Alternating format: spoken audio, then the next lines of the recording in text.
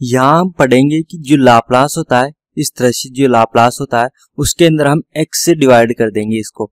तो x से divide करने के बाद हमें क्या मिलेगा, इस तरह से फंक्शन मिलेगा। तो ये जो है इसका प्रूफ हम यहाँ पे करेंगे और कुछ एग्जाम्पल भी सोल्व करेंगे। और यहाँ पे आप देख सकते हो कि इसके लिए ये जो कंडीशन है ये कब लगेगी, जब हमारे पास ये लिमिट होगी।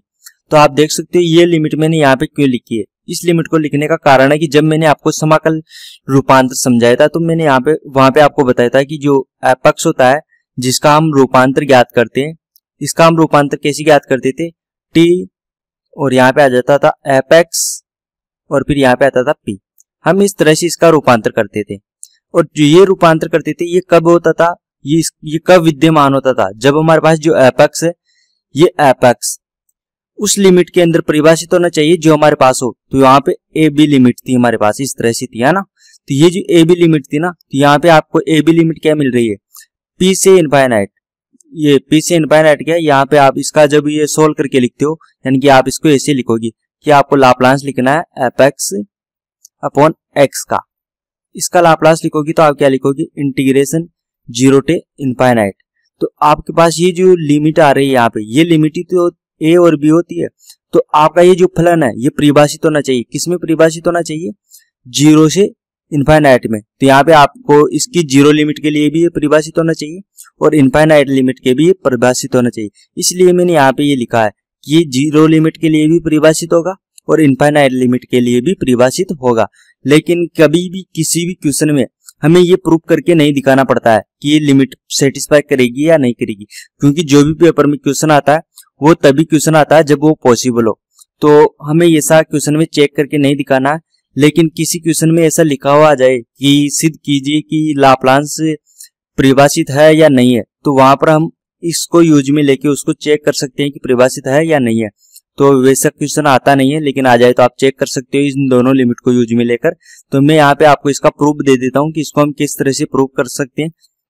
तो हमारे पास क्या है कि ये दिया हुआ है यहाँ पे, ये जो है एपेक्स का लाप्लास हमें क्या दिया हुआ है, p का एक फलन दिया हुआ है। ये जो लाप्लास है उसी से हम क्या कर रहे हैं, ये प्राप्त कर रहे हैं। तो आप देख सकते हो कि यहाँ पे आपको इंटीग्रेशन करना है।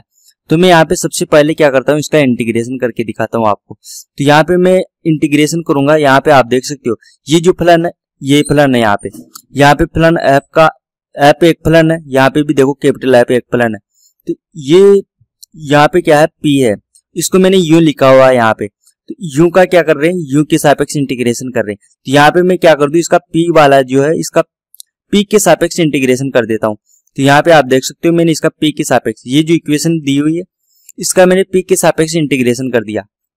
लेकिन इंटीग्रेशन के साथ साथ मैंने यहाँ पे एक लिमिट भी ली है, यहाँ पे एक कैपिटल p है। तो यहाँ पे मैंने लिमिट क्या ली है, p से इनफाइनाइट ले ली। यहाँ पे भी आप देख सकते हो लिमिट ले ली मैंने p से इनफाइनाइट और p के सापेक्ष में इंटीग्रेशन कर रहा हूँ। तो ये लिमिट मैंने कैसे बनाई है ये भी अभी आपको समझ में आ जाएगा कि मैंने इनफाइनाइट क्यों लिया है और p क्यों लिया है यहाँ पे, है ना। तो p तो इसलिए लिया हुआ कि मुझे लास्ट में p मिलना चाहिए, p का फलन मिलना चाहिए। और ये इनफाइनाइट क्यों लिया है, तो इनफाइनाइट से हमारे पास क्या होता है कि जो पहला फलन होता है हाई लिमिट के लिए ये 0 मिल जाएगा। वो कैसे मिलेगा, तो अभी आपको जब हम लिमिट रखेंगे तब आपको पता चल जाएगा। तो हमारे पास इस तरह से हो गया। अब हमारे पास यहाँ पे देख सकते हो डबल इंटीग्रेशन हो गया, dx dp, यानी कि x और p दोनों के सापेक्ष इंटीग्रेशन कर सकते हैं हम। तो मैं क्या करूंगा, इसकी लिमिट चेंज कर दूंगा। लिमिट चेंज करने का मतलब यह है कि मैं इसका जो ऑर्डर है वो चेंज कर रहा हूँ। यहाँ पे आप देख सकते हो सबसे पहले x के सापेक्ष इंटीग्रेशन हो रहा है, तो इसको मैं चेंज कर दूंगा, पहले मैं p के सापेक्ष कर दूंगा। हम डबल इंटीग्रेशन में ऐसा कर सकते हैं। तो मैं क्या करूंगा, यहाँ पे देखो dx को तो मैंने बाहर ले लिया, dp को अंदर ले लिया। ये डबल इंटीग्रेशन की प्रॉपर्टी है, हम क्रम चेंज कर सकते हैं इनका। तो हमने यहाँ पे इसका ऑर्डर है वो चेंज कर दिया। अब मैं इनका इंटीग्रेशन करूंगा p के सापेक्ष। अब देखो p के सापेक्ष इंटीग्रेशन करूंगा तो x तो यहाँ पे कांस्टेंट की तरह रहेगा, तो ये भी कांस्टेंट है और ये x भी कांस्टेंट है, क्योंकि हमें इंटीग्रेशन p के सापेक्ष करना है। तो इसका इंटीग्रेशन करूंगा तो ये मिलेगा, हमें ये फंक्शन मिलेगा, क्योंकि एपेक्स तो कांस्टेंट था तो एपेक्स ऐसे कैसे आ चुका है, e की पावर माइनस पी एक्स। इसका इंटीग्रेशन करेंगे p के सापेक्ष तो क्या होगा, e की पावर माइनस के पी एक्स अपॉन माइनस के एक्स। ये इसका इंटीग्रेशन कर दिया। अब इंटीग्रेशन करने के बाद हमें वैल्यू पुट करना। आप देखो कि इनफाइनाइट वैल्यू में यहाँ पे पुट करूंगा तो मुझे 0 मिलेगा, क्योंकि e की पावर माइनस का 0, माइनस का इनफाइनाइट, e की पावर माइनस का इनफाइनाइट क्या होगा, 0 होगा। तो यहाँ पे हाई लिमिट हम जैसे यहाँ पे पुट करेंगे तो हमें 0 मिलेगा। और फिर हम करेंगे लो लिमिट। लो लिमिट के अंदर क्या है कि यहाँ पे पी पुट करेंगे, तो पी तो पहले से पुट हो रखा है इसमें, तो यहाँ पे हमें क्या मिलेगा, एफ एक्स मिलेगा और e की पावर माइनस का पी एक्स अपॉन एक्स मिलेगा हमें। लेकिन ये x क्या है, माइनस में, क्योंकि ये इससे मिलेगा। और आपको पता है कि जब भी हम लो लिमिट चेंज रखते हैं तो हम माइनस का चिन्ह लेते हैं यहाँ पे। तो हायर लिमिट तो हमारे पास 0 हो गई, इसकी जो हायर लिमिट है वो तो 0 होगी, फिर माइनस लो लिमिट यहाँ पे इस तरह से हो गई। आप देखो कि यहाँ पे माइनस से माइनस कैंसिल हो जाएगा, तो ये प्लस में आ जाएगा यहाँ पे। तो प्लस में हमारे पास क्या होगा, एफ एक्स होगा, और एफ एक्स को एक्स से डिवाइड किया हुआ है, और साथ में ई की पावर माइनस का पी एक्स मिलेगा हमें ये वैल्यू मिलेगी यहाँ पे। तो आप देख सकते हो कि ये जो फंक्शन मिला है इसके अंदर हमें ये जो लिमिट रखी है, तो यहाँ से तो 0 हो गया, और ये p रखा हमने नीचे, तो p से हमें क्या मिला, यहाँ पे पॉजिटिव वैल्यू मिली है। अगर हम p को मान लो यहाँ पे p को ऊपर रखते हैं, इनफाइनाइट को नीचे रखते हैं यहाँ पे लिमिट को, तो हमारे पास यहाँ पे नेगेटिव मिल जाता। लेकिन हमने इस क्रम में रखा, इसलिए हमें इस तरह का आंसर मिला। तो ये हमें यहाँ से पता चला है कि हमें लिमिट क्या लेना चाहिए। अब हमारे पास ये हो गई, तो यहाँ पे हमें लिमिट रखने के बाद ये फंक्शन इस तरह से मिल चुका है। अब आप देख सकते हो यहाँ पे कि ये क्या है, ये लाप्लास ही है, क्योंकि लाप्लास की जो डेफिनेशन है वो किस तरह से होती है कि लाप्लास लेते हैं हम एफ एक्स का, तो एफ एक्स का लाप्लास हम किस तरह से लिखते हैं, इंटीग्रेशन 0 टू इनफाइनाइट, और यहाँ पे आता है माइनस का पी एक्स एफ एक्स, और एफ एक्स का क्या होता है, इंटीग्रेशन होता है यहाँ पे एक्स के सापेक्ष। तो हम किसका लाप्लास ले रहे हैं, एफ एक्स का, तो यहाँ पे हमारे पास गुणा में क्या मिलता है, एफ एक्स। तो अब मैं इसका चेंज करके लिखता हूँ यहाँ पे देखो एफ एक्स बाई 2 है, तो इसका जो लाप्लास होगा वो क्या होगा, वो इस तरह से होगा, Laplace F X divide by 2। ये कैसे हुआ, तो आप देख सकते हो e की पावर माइनस का पी एक्स, तो यहाँ पे भी e की पावर माइनस का पी एक्स, इसके साथ में गुणा में क्या है, एफ एक्स, तो इसी को हम क्या लिखते हैं, इस तरह से। तो इसके साथ में गुणा में क्या है, ये, तो इसी को हम क्या लिखेंगे, लाप्लास के रूप में लिखेंगे। तो हमारे पास इस तरह से इसका लाप्लास मिल चुका है। अब मैं इसको यहाँ पे इस तरह से लिख सकता हूँ कि इसका वैल्यू किसके बराबर है, इसके बराबर है। तो मैं इसको इस तरह से लिख सकता हूँ कि ये जो है इसका वैल्यू इसके बराबर है। तो आप देख सकते हो मैंने ये प्रूव कर दिया कि एफ एक्स है उसको एक्स से डिवाइड करेंगे तो हमें क्या मिलेगा, इस तरह का फंक्शन मिलेगा। आप देख सकते हो एफ एक्स को एक्स से डिवाइड करेंगे तो हमें इस तरह का फंक्शन मिलेगा। लेकिन आपको यहाँ पे यू दिख रहा है तो उससे कोई फर्क नहीं पड़ता। यदि आप यहाँ पे यू पुट करोगे तो आपको इंटीग्रेशन किसके सापेक्ष करना पड़ेगा, यू के सापेक्ष। लास्ट में आप वैल्यू क्या पुट करोगे, पी से इनफाइनाइट, तो इससे कोई फर्क नहीं पड़ता। आप इसको इस तरह से भी लिख सकते हो, ऐसे भी लिख सकते हैं हम। तो इस तरह से हमने इसको प्रूव कर लिया कि भाग देंगे हम, यदि x से डिवाइड करेंगे तो हमें इस तरह से चेंज हो जाएगा हमारा फंक्शन। अब इसके लिए कुछ एग्जांपल्स भी सोल्व करेंगे हम। तो हम यहाँ पे एग्जांपल नंबर 8 को सोल्व करते हैं। तो एग्जांपल नंबर 8 के अंदर आप देख सकते हो ये जो t वाला फंक्शन है, तो x भी आ सकता है, t भी आ सकता है, कुछ भी आ सकता है यहाँ पे। और ये जो यहाँ पे फंक्शन ऑफ p आ रहा है, तो यहाँ पे p वाला फंक्शन भी आ सकता है और p के बजाय s भी लिखा हुआ आ सकता है। कुछ बुक्स में s लिखा हुआ आता है, कुछ में p लिखा हुआ आता है, कुछ बुक्स में x लिखा हुआ आता है और कुछ में t लिखा हुआ आता है। तो किसी भी तरह से आ सकता है। तो यहाँ पे हमारे पास ये क्वेश्चन है। अब ये क्वेश्चन है, इसको सोल्व करेंगे तो हम क्या करेंगे, सबसे पहले ये ज्ञात करेंगे cos AT minus cos BT, ये ज्ञात करेंगे। फिर हम इसके अंदर t का भाग देंगे, तब जाके हमें आंसर मिलेगा। तो सबसे पहले हम ये ज्ञात करते हैं यहाँ पे cos AT minus cos BT, इसको सोल्व करेंगे, इसका लाप्लास करेंगे, फिर हम t का भाग दे देंगे तो हमें आंसर मिल जाएगा।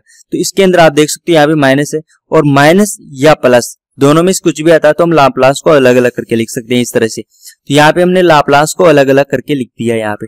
अब इसका लाप्लास भी हमें आता है और इसका भी आता है, तो ये तो डायरेक्ट फॉर्मूला है, तो फॉर्मूले में वैल्यू पुट करेंगे तो हमें इसका लाप्लास मिलेगा इस तरह से।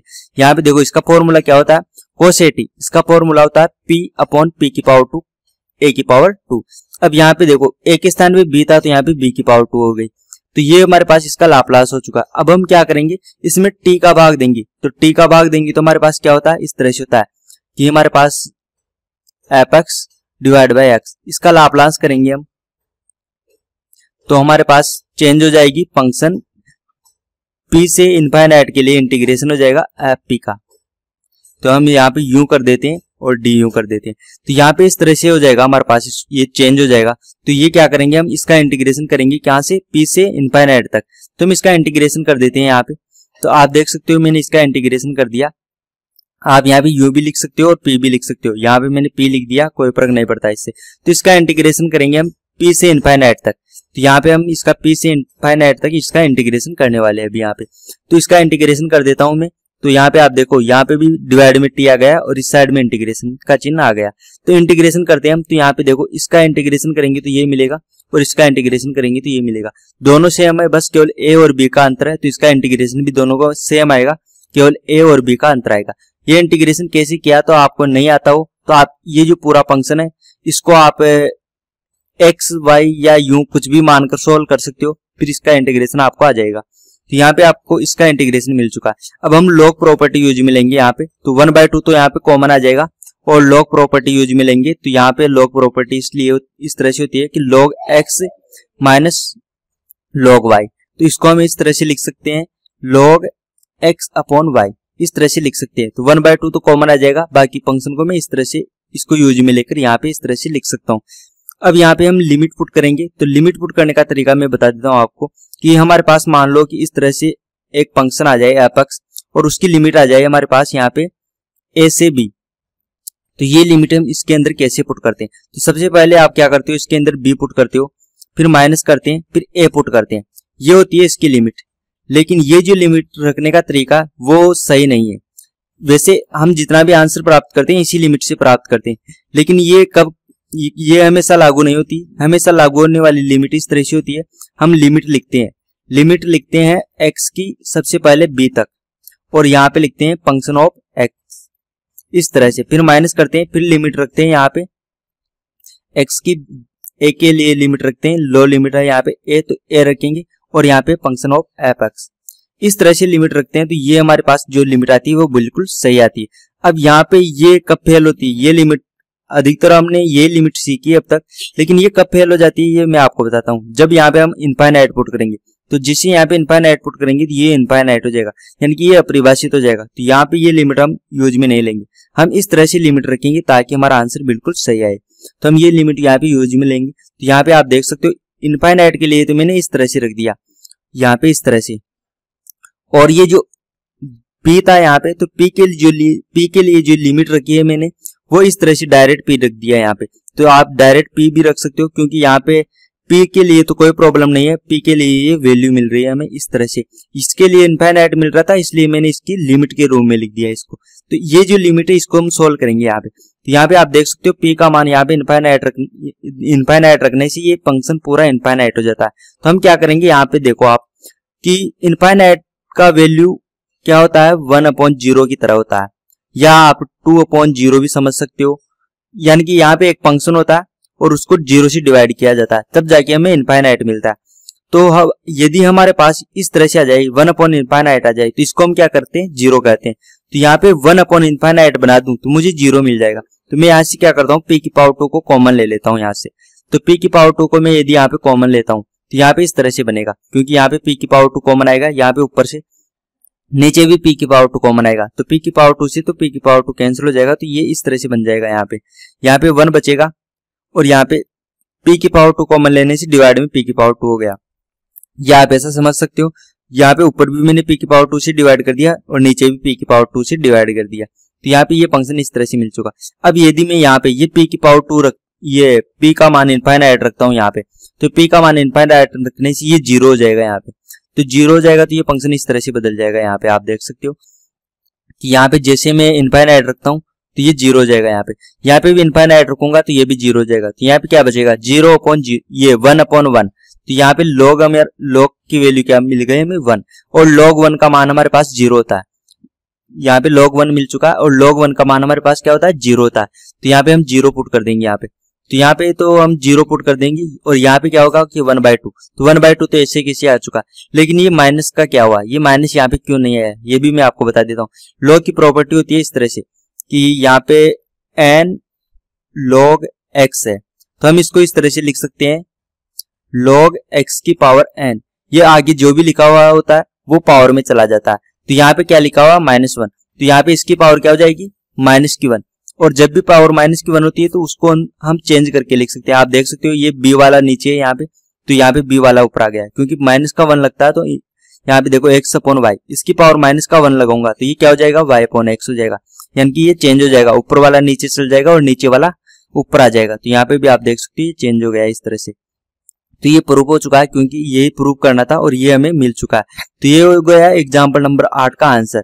अगर आपको हमारे वीडियो से हेल्प हो रही है तो हमारे यूट्यूब चैनल को सब्सक्राइब कीजिए। और आपको फिजिक्स, केमिस्ट्री, मैथ, बायो या किसी भी कॉम्पिटिटिव एग्ज़ाम के पीडीएफ नोट्स चाहिए तो आप हमारा ऐप डाउनलोड कर सकते हो। ऐप हमारा क्यूरियोसिटी फाउंडेशन नाम से प्ले स्टोर पे मिल जाएगा, या हमारे चैनल पे कितने जो भी वीडियो है उसकी डिस्क्रिप्शन बॉक्स में जाइए, वहाँ पे आपको हमारे ऐप का लिंक मिल जाएगा, वहाँ से भी आप डाउनलोड कर सकते हो।